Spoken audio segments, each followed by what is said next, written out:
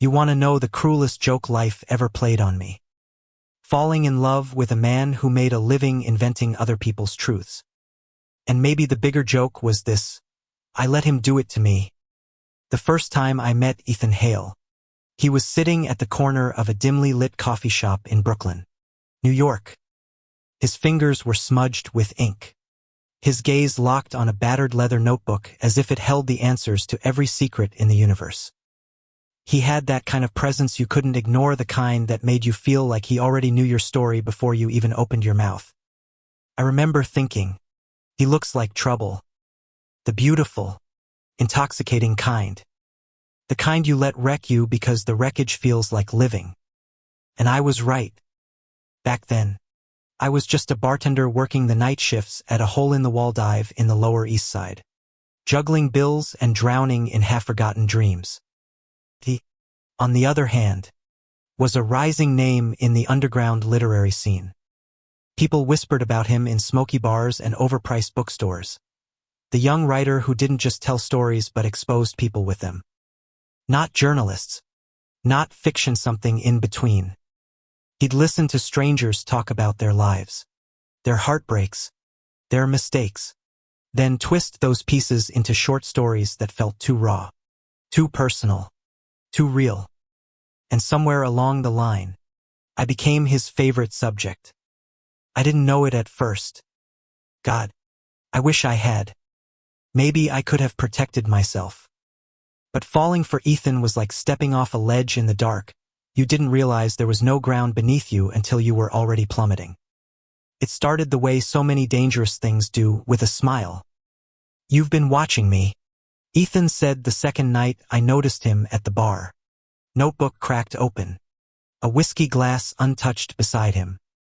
His voice had that smooth, confident cadence of someone who thought words were weapons and believed he was always the sharpest man in the room. "You're hard to miss," I replied, polishing a glass just to give my restless hands something to do. His lips curled like he knew I was lying. "Am I? Or do you just want to be caught looking?" That was Ethan, always 2 steps ahead. Always pressing until you gave something away. I should have walked away. Instead, I laughed.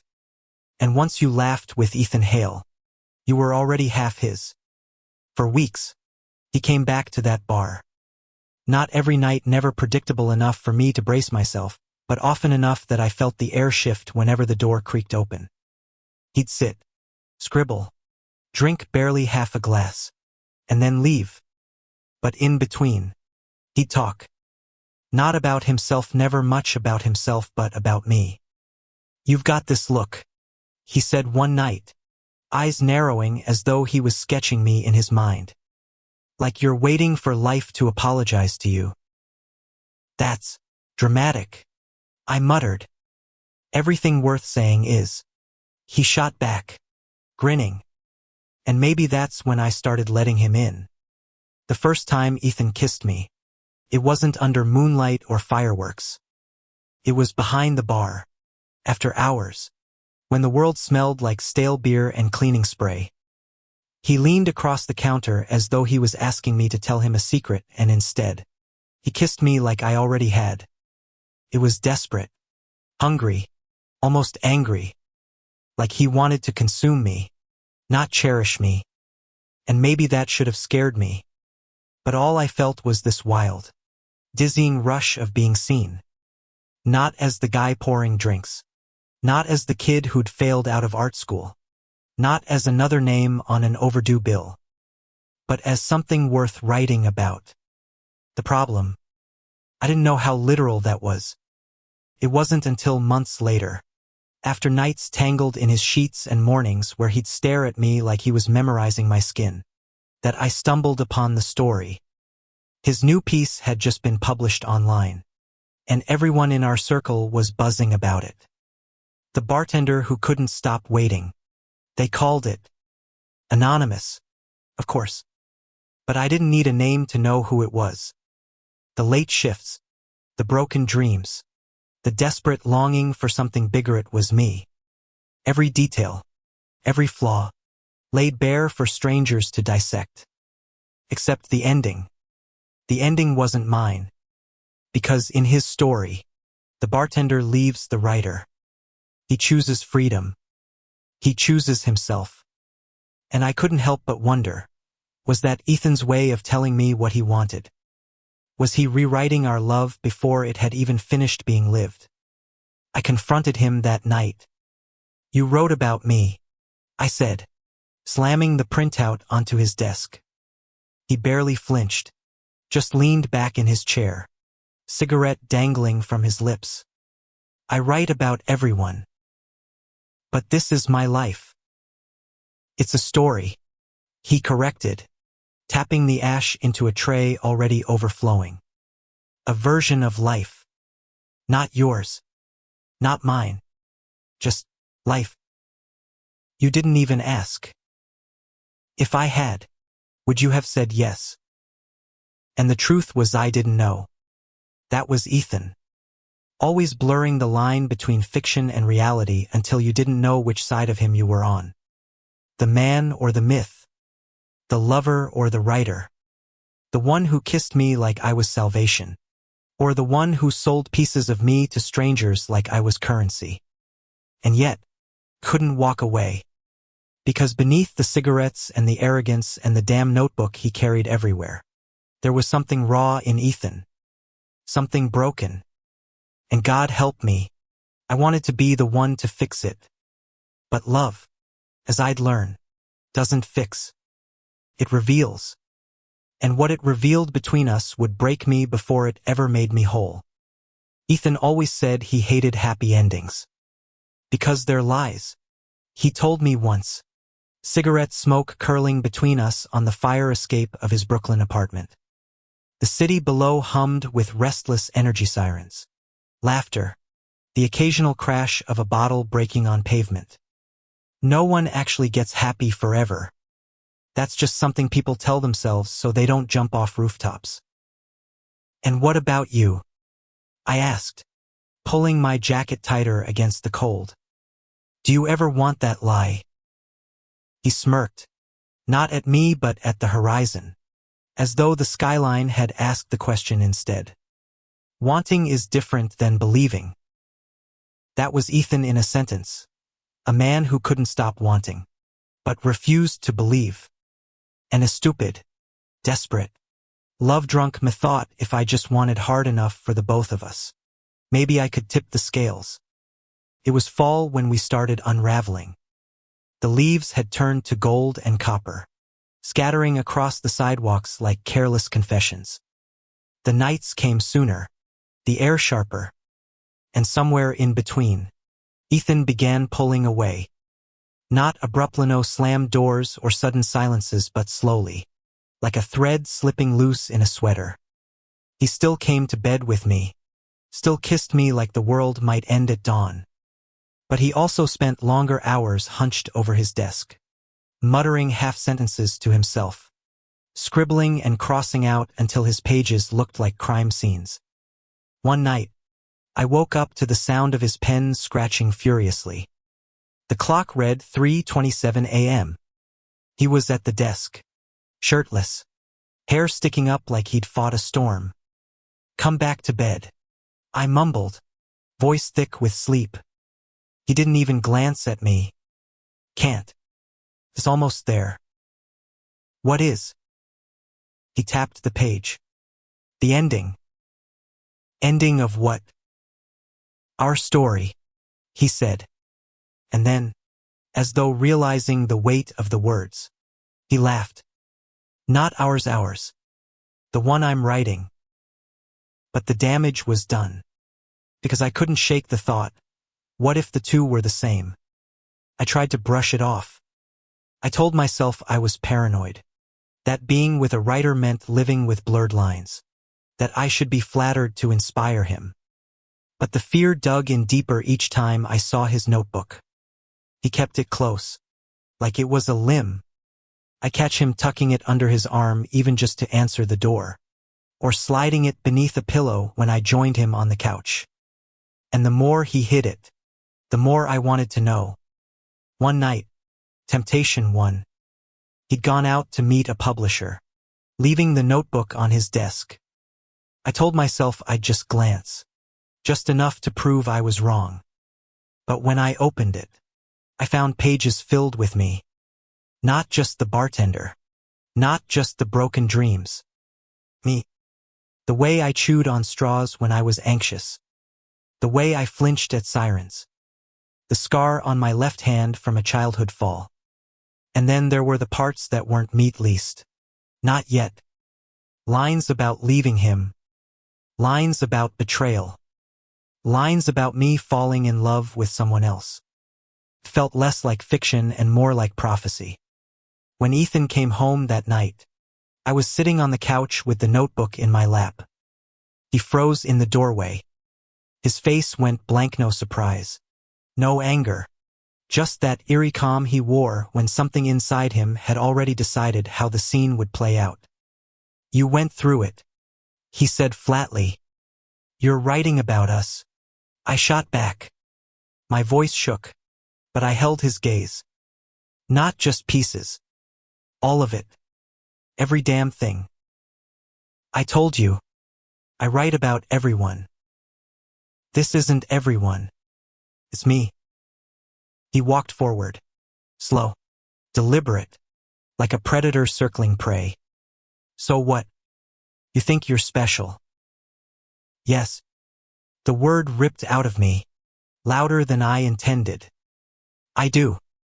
Or at least I wanted to be." For the first time that night, something flickered in his eyes. Not guilt. Not shame. Just a flash of something softer, fear. "Maybe. You are special," he whispered. "Then stop turning me into fiction." The silence that followed was heavier than any scream. He reached for the notebook, and for a moment I thought he might rip out the pages. Burn them. Erase me from his work. Instead, he just tucked it under his arm. Like always. And without another word, he went to bed. I didn't sleep that night. My mind spun with questions I couldn't answer. Did he love me? Or the version of me he'd invented? Was he with me? Or with the story he was writing about me? Could he even tell the difference? By morning, I knew one thing. I couldn't keep being both his lover and his character. One of us had to end. We drifted through the next weeks like ghosts sharing the same space. He wrote. I worked. We touched less. Talked less. But somehow, we clung to the ritual of existing together. Dinner at midnight. Cigarettes on the fire escape. Sex that felt more like bargaining than intimacy. And then, the breaking point came in the form of another story. It was published under a new title, The Man Who Loved a Lie. It wasn't subtle. It wasn't even disguised. It was us. Me begging for truth. Him refusing to give it. Except this time, the ending was brutal. The lover leaves. The writer stays behind, notebook in hand, watching the door close forever. I stared at the final line for what felt like hours. Then I packed a bag. When Ethan found me at the door, suitcase in hand, his face didn't crumble the way I'd imagined. He didn't beg, didn't shout. He just stood there, bare feet on cold hardwood, notebook in one hand like always. You're leaving, he said. You already wrote it, I replied. And then God, then smiled. Not cruelly, not mockingly, just softly, sadly, like he'd known this was coming all along. Maybe I wrote it because I knew I couldn't stop it, he said. I shook my head, tears burning my throat. Or maybe you wrote it so you wouldn't have to fight for it. Neither of us said goodbye. I closed the door, and for the first time since I met him, he didn't follow. People like to believe heartbreak comes in sharp burst screams, shouts, the slam of doors. But sometimes it's quieter. A slow ache that lingers long after the shouting would have ended. In the weeks that followed, I tried to rebuild. I worked extra shifts, avoided the places we used to haunt, even tried dating again. But no matter who I sat across from, no matter how kind or beautiful or open they were, I couldn't stop seeing Ethan's face, couldn't stop hearing his words. And then, just when I thought I might finally be free of him, the book came out. Not just an online piece this time, a full-length novel.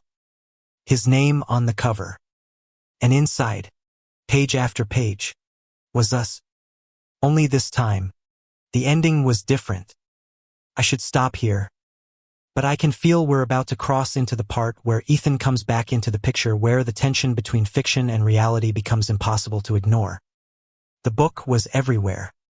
At first, I told myself I could avoid it. I wouldn't buy it, wouldn't even touch it. But New York has a way of shoving the things you're trying to escape right into your face. Bookstore windows plastered with Ethan Hale's name. Coffee shop tables stacked with fresh copies. Even the customers at my bar flipping it open between sips of beer, whispering about how raw, how devastating, how real it felt. I tried not to care. Tried to tell myself I didn't need to know how he'd painted me for the world. But the truth, I was terrified. Terrified of being reduced to a character on a page. Terrified of recognizing myself in someone else's idea of me. Terrified that maybe, just maybe, Ethan's version was truer than mine. In the end, temptation won. I bought the book from a corner shop one night after my shift. The cashier grinned as he bagged it. He's the real deal. Guy knows how to bleed on paper. Bleed. That was exactly what it felt like when I cracked it open. The prose was Ethan through and through, sharp and lyrical, cutting and tender all at once. He hadn't just written about me. He had excavated me. The nights we spent talking until dawn. The way my hand always hovered over the light switch before I turned it off. Even the stupid little songs I hummed while stocking bottles at work. All there. But so were the parts one hadn't wanted anyone to see. My worst moments. My fear of being ordinary. My habit of drinking too much on nights I felt invisible. And then came the ending. It wasn't the version I'd read in his drafts. It wasn't the cold departure. The lover leaving with no return. This time, the story twisted. The writer loses the man he loves. Yes, but not because the man leaves him. Because he drives him away. And when the door closes, the writer is left not triumphant, not detached, but broken, desperate, begging on the other side of the page. It was Ethan. It wasn't fiction anymore. By the time I reached the final line, tears blurred the words. I hated him for writing it. I hated him for making the whole world complicit in our love story. But more than anything, I hated that part of me wanted to believe the ending was a plea. A message. A way of saying what he'd never had the courage to say aloud. For weeks, the book haunted me. Customers at the bar quoted lines back to me without knowing they were quoting my life. Strangers cried over chapters that had once been my nights. And I started seeing Ethan everywhere.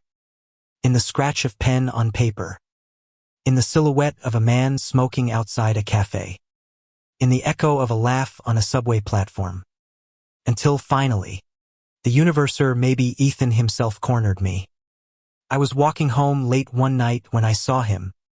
Standing outside my building, notebook in hand, cigarette dangling from his lips, as though nothing had changed.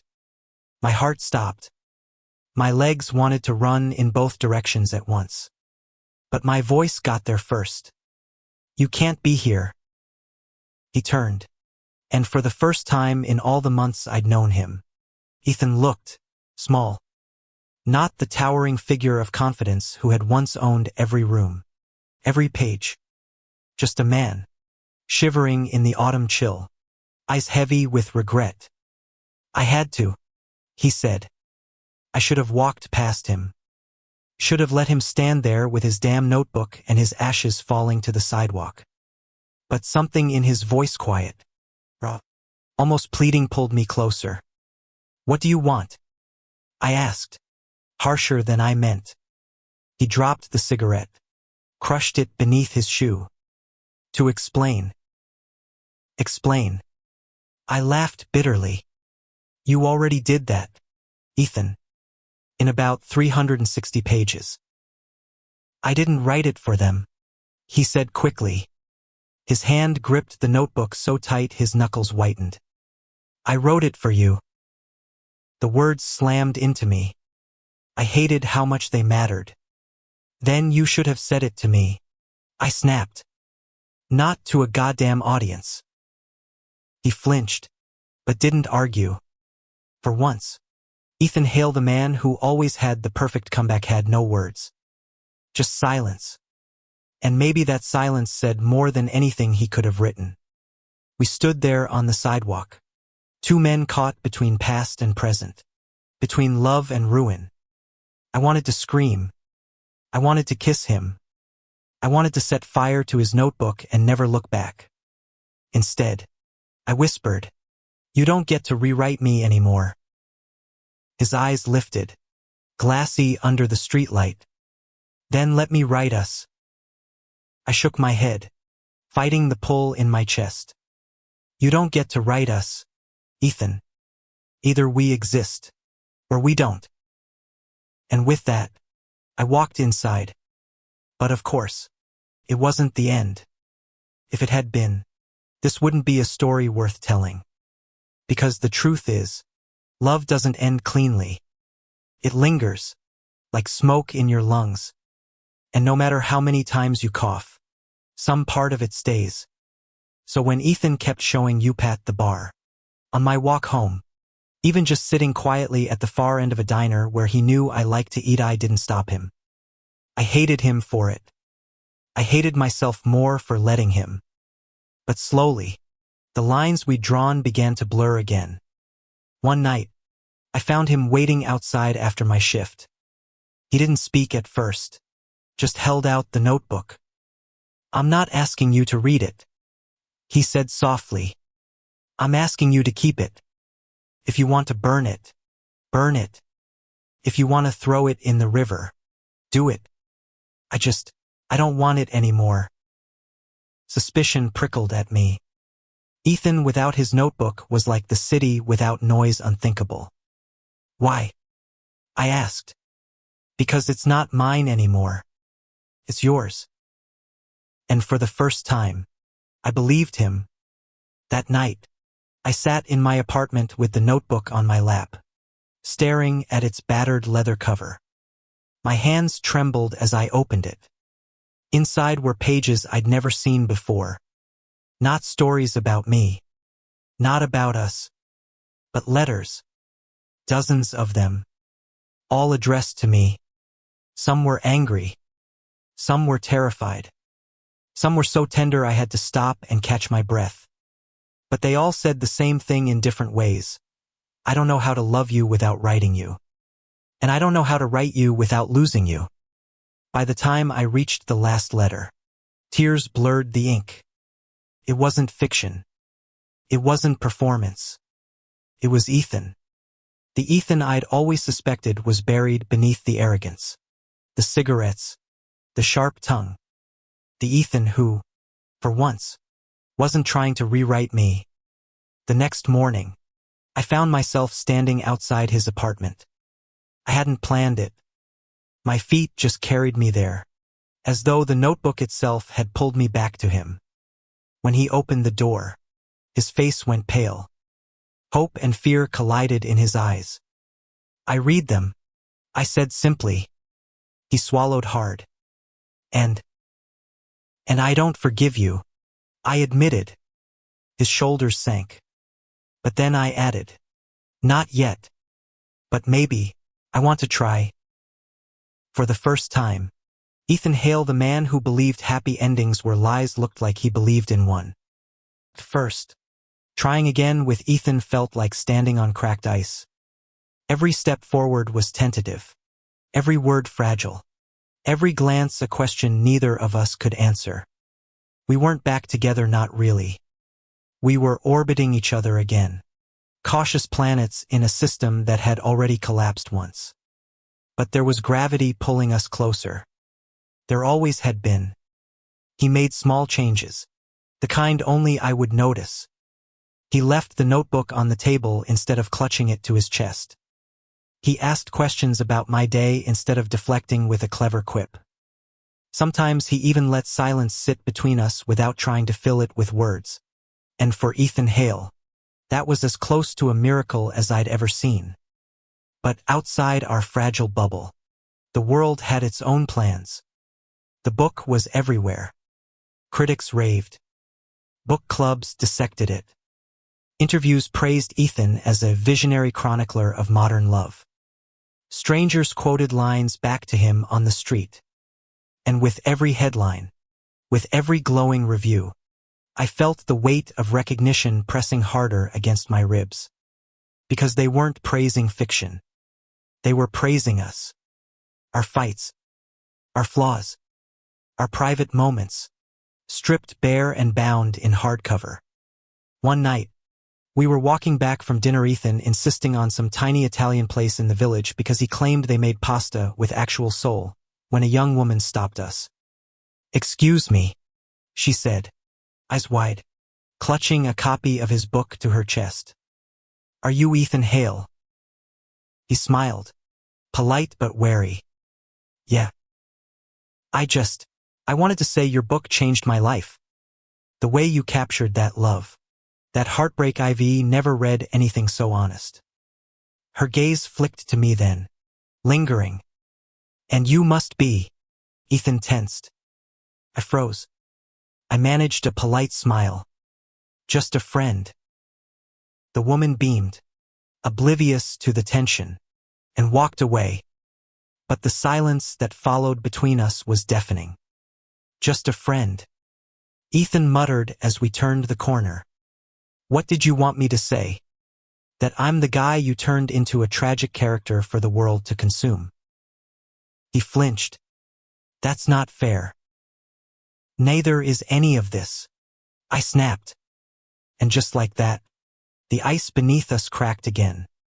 The arguments returned. Slow at first, then sharper, louder. "I didn't ask for this spotlight, Ethan." "You think I did? You think I wanted to bleed my life onto those pages just to get cornered by strangers? You chose it. I didn't." That was always the divide. He had chosen to make art out of our love. I had simply chosen him.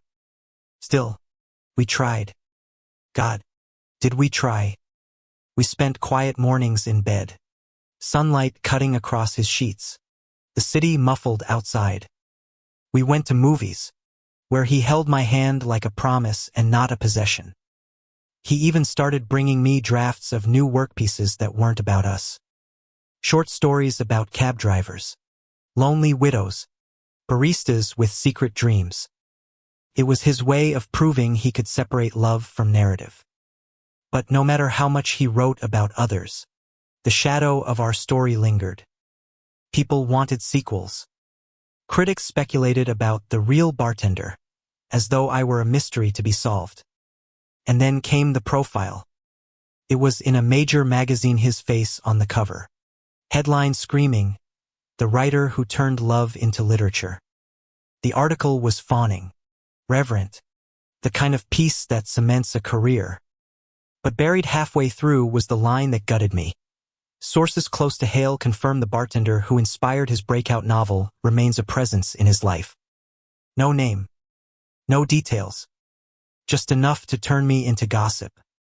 When I stormed into his apartment with the magazine in hand, he looked almost guilty. Almost. "You knew about this," I accused. "I didn't know they'd." "Don't lie to me, Ethan." My voice cracked. "You let them make me into a ghost story for the world to pick apart." Again. He slammed his notebook shut, eyes flashing. "What do you want me to do? Pretend you're not the most important thing that's ever happened to me. Pretend you didn't break me open and make me write like I've never written before." I want you to love me more than you love the story of me. I whispered. That silenced him. For days after, we didn't speak. Not texts, not calls, nothing. I threw myself into work, tried to drown out the noise, but everywhere I turned, Ethan's words haunted me. And maybe that was the cruelest part. Even when I hated him, I still wanted him. Finally, one night, there was a knock at my door. I opened it to find him standing there, drenched from the rain, notebook nowhere in sight. His hands shook not from cold, but from fear. I can't do this without you, he said simply. I almost slammed the door. Almost. But then he added, and I don't mean the writing. I mean living. Something in his voice broke me open. Then prove it, I said. How? Stop writing me. The silence that followed stretched long and painful. For Ethan, that was like asking him to stop breathing. But slowly, he nodded. If that's what it takes, I'll try. And for a while, he did. He started writing stories that had nothing to do with us. He let me read them, even invited my edits.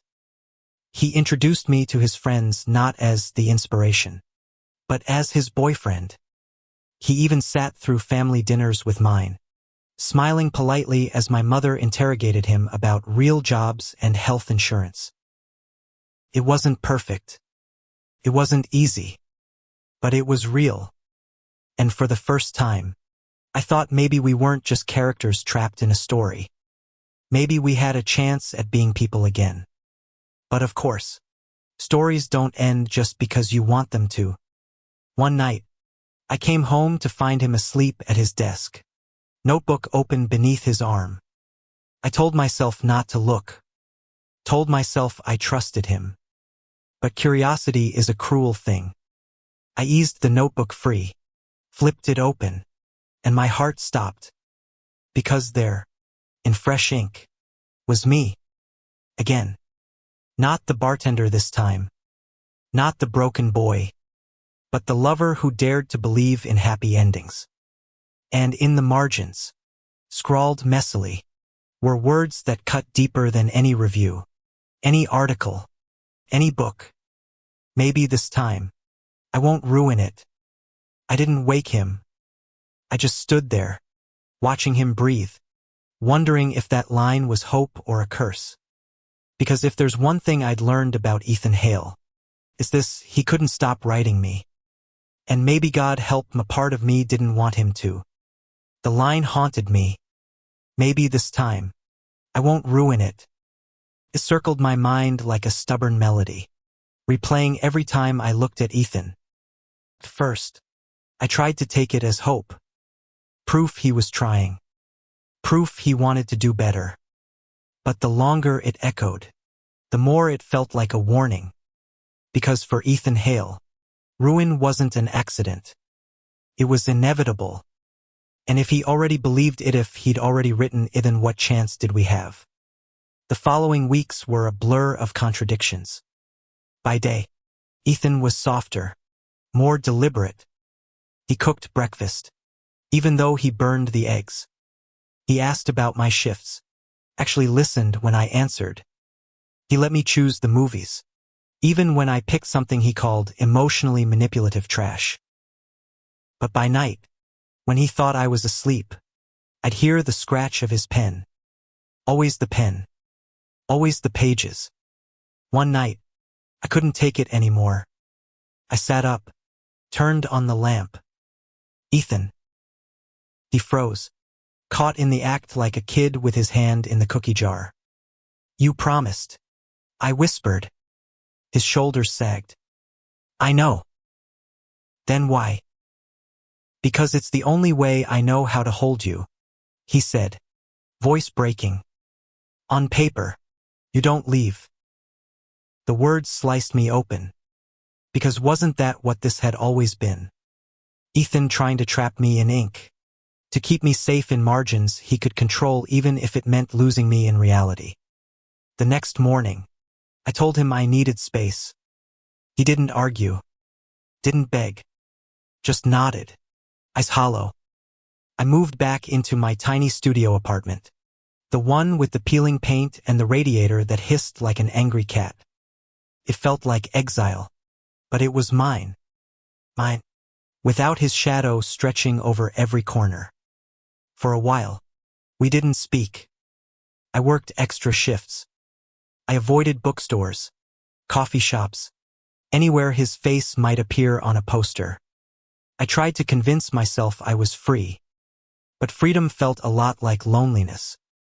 One night, after a particularly brutal shift, I stopped by a late-night bodega.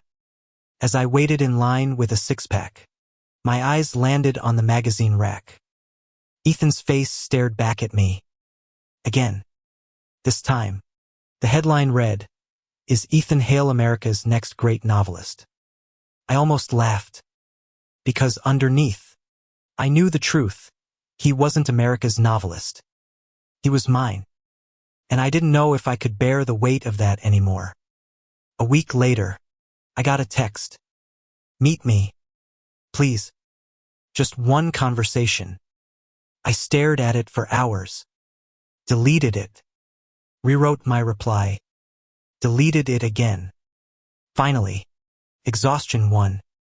Where? He chose the pier by the river. Late at night, the city lights shimmered across the dark water, distorted and restless. Ethan stood there with his hands shoved in his pockets, looking younger, smaller than I'd ever seen him. "You look tired," I said as I approached. He gave a hollow laugh. "That makes two of us." We stood in silence for a while, the river lapping against the wood beneath our feet. Finally, he spoke. "I can't stop writing you." I closed my eyes, bracing for the anger that never came. Instead, a tired sadness settled in my chest. "I know. But it's not because I want to own you," he continued. "It's because I'm terrified of losing you. And the only way I know to fight that is to keep you alive in words." "Except that's not really me," I said quietly. "That's just your version. Your control. And if that's all I am to you ink on a page, then you don't love me. You love your story of me." His face crumpled. "That's not true." "Then prove it. Stop writing me." He hesitated.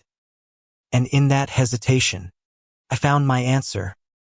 "You can't," I said. "I can try," he whispered. "But you won't," I countered. That night, I walked away again. This time, he didn't follow. And I think part of me wanted him to. But he didn't.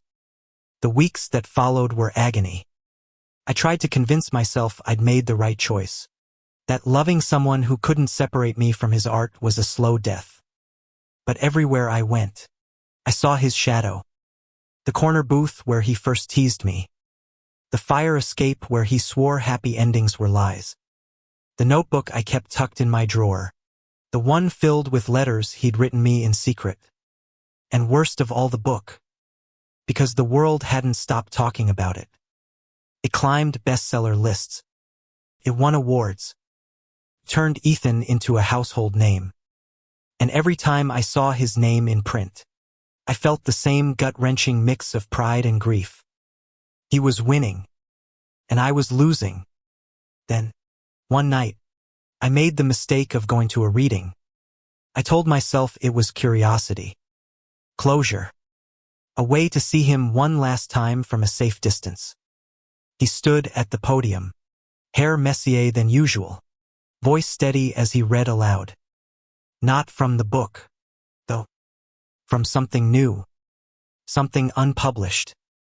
And as the words rolled over the audience, I realized with a sick twist of my stomach they were about me. Again. But not the broken bartender. Not the tragic lover. This time, it was about the absence. The silence. The ache of a life without me. By the time he finished, The room erupted in applause. People wiped their eyes. Strangers clutched each other. And me. I bolted. I didn't make it 3 blocks before I heard him. Wait. I turned. And there he was, breathless, chasing me through the night. Just like old times. Why are you here? He demanded, desperate. I don't know. I admitted, voice shaking. Maybe to prove to myself I don't need you anymore. And did you? I looked at him, really looked at him, the man who had broken me and loved me and written me into existence. And my chest ached with the truth I didn't want to admit. No. I whispered. He stepped closer, eyes blazing. Then tell me what I have to do. Tell me how to love you without losing myself. I shook my head. That's not my job, Ethan. That's yours. The hurt in his eyes was unbearable.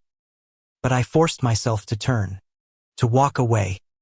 Because if I didn't, I knew I'd never stop forgiving him. And if I never stopped forgiving him, I'd never know if he could truly change. That night, alone in my bed, I stared at the ceiling and wondered if this was the end. Not just of us, but of me. Of the version of me that had existed since the moment I met Ethan Hale. And somewhere deep down, a terrifying thought took root. Maybe I'd never know where I ended and his story of me began. I thought that was the end.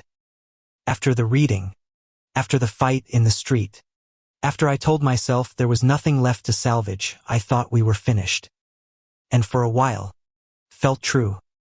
Days passed. Weeks. The world kept spinning. But love has a cruel way of lingering, even when you beg it to leave. It happened on an ordinary Tuesday. I was stocking bottles behind the bar when the door creaked open. I didn't look up at first. Didn't have to. I knew that step, that pause, that breath that seemed to pull air from the entire room. Ethan. He didn't sit. Didn't order. Just walked straight to me. Notebook nowhere in sight. His hands were empty, trembling. I stopped. He said simply. I froze. Stopped what? Writing you. I almost laughed. You expect me to believe that? His jaw tightened.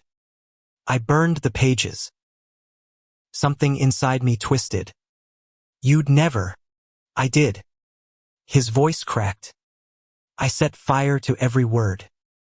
Because I finally realized I don't want to keep you on paper. I want you here. Breathing. Fighting with me. Laughing with me. Even leaving me, if that's what you choose. But you. Not the version of you I invented. The bar was empty. The hum of the refrigerator. The faint drip of the tap. The quiet city outside, all of it fell away. Why now? I whispered. Because I was terrified I'd lose you forever. He said, tears threatening his eyes. And for once, I realized I'd rather lose the words than lose the man. I should have told him it was too late. Should have turned my back. Saved myself the risk of another heartbreak. But when I looked at him, truly looked, I saw something I hadn't before. He wasn't performing. He wasn't building another narrative. He was just a man stripped bare, hands shaking, terrified of being unworthy of love. And maybe that was the first time he'd ever been real. We didn't reconcile instantly. Love doesn't work like that, no matter how badly you want it to. We took it slow. Coffee first. Then dinners. Then nights where I stayed over but slept on the far side of the bed. Our bodies separated by inches that felt like miles. He kept his promise. No notebook. No scribbles at midnight. No turning me into a metaphor or a moral. Just Ethan. Raw and restless and learning how to live without hiding behind pages. And slowly, I let myself believe him. Months later, we took a trip upstate. Cabin. A fire. No internet. No critics. No strangers whispering about the bartender in Ethan Hale's novel. Just us. And the quiet ache of trying to relearn each other. One night, as snow fell thick outside, Ethan sat across from me, staring into the fire. I used to think writing was how I made things last. He said softly, but now I think, maybe love is what makes writing last. Not the other way around.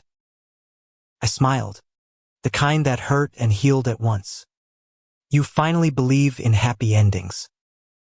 He chuckled, low and self-deprecating. Not endings, but maybe happy beginnings. Over and over. And in that moment, I realized he'd changed. Not completely, not perfectly, but enough. Enough to make me want to stay. The world never stopped calling him a writer. The book remained on shelves, in book clubs, in conversations between strangers. Sometimes people still looked at me with curious eyes, wondering if I was that bartender. But it didn't matter anymore. Because when Ethan looked at me, he didn't see a character. He saw me. The man who burned toast but made perfect coffee. The man who sang off-key in the shower. The man who stayed, even when leaving would have been easier. And maybe that was all I'd ever wanted. The last night in the cabin, as the fire burned low and the snow muffled the world outside, Ethan leaned close and whispered, "If I ever write us again, it won't be fiction. It'll be memory."